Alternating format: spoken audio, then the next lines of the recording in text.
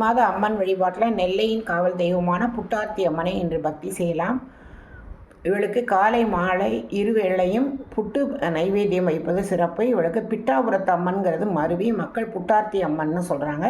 இவள் குழந்தைகளுக்கு ஏற்படும் நோய்களை தீர்க்கும் அற்புத சக்தி படைத்தவள்.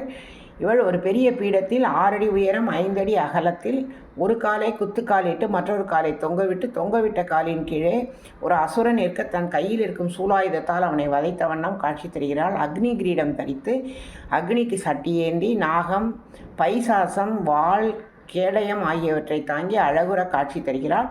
காந்திமதி நெல்லையப்பர் கோவிலுக்கு அருகே வடமேற்கில் தனி கோவில் கொண்டு காட்சி தருகிறாள். பிட்டாபுரத்து அம்மன் மிகவும் சக்தி வாய்ந்த அம்மன். நெல்லை மக்களின் காவல் தெய்வம்.